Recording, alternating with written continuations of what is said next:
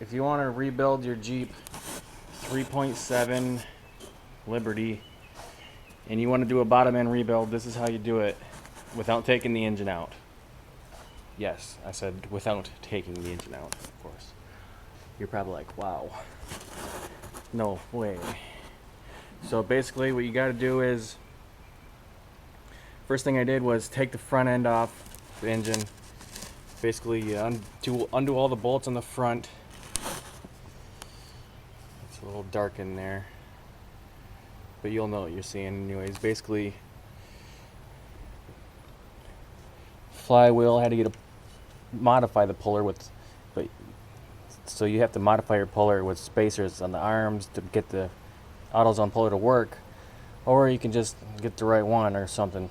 Anyways, you need to pull the tensioner out and pin it back. Undo the all the bolts, and before you take the front plate off, you got to take the alternator and the pump for the AC will pop off. Also, you got to just pop off the water pump first. It has the blades on it, and that's a pain in the butt. So. Also, the front electric fan that goes right here. Not to mention, you drain all the coolant out of the bottom hose and the radiator spigot.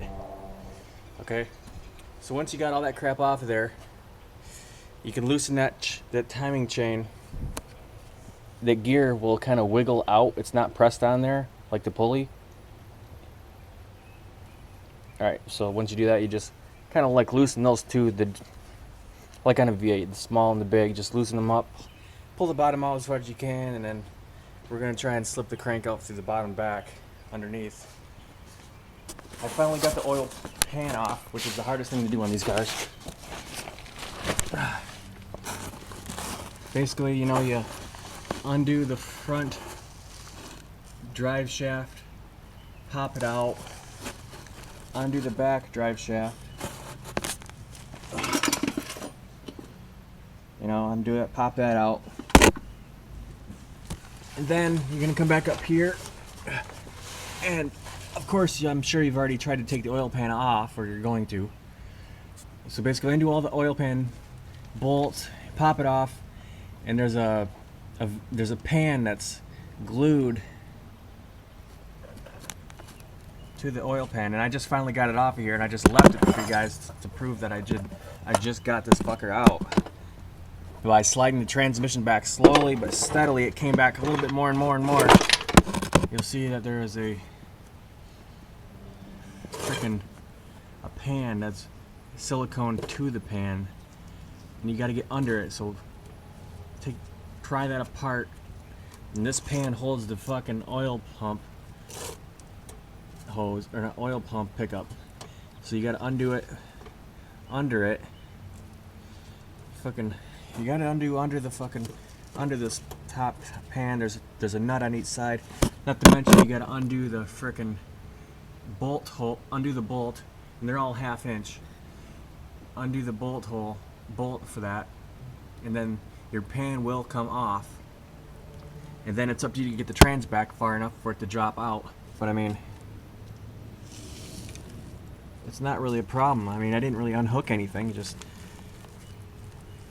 that trans mount there, that single bolt to get it out, the 8 bolts on the bell housing, the 4 bolts for the torque converter starter, and we're just going to take the bottom half of the block part off there and slip in the new crank and new bearings real quick. So that's how you get it apart. I mean, you can undo that. It's just bolts around the perimeter of the bottom of the crank shaft, like the bulkhead, or the that, right? All that stuff. It's about 2 inches thick right there, and it unbolts, and that whole, let me see, this will drop down, and that's like your main bearing caps, except it's a giant one piece. You drop the freaking crank now, sliding it out of the oil pump backwards when it's loosened out and ready to come down, and it'll just slide off the front timing chain sprocket, and it'll slide off, out of the oil pump It's just like a hole with a slot, a flat side, and it's really not precision fit. It's just a rotation fit, and you'll be good to go.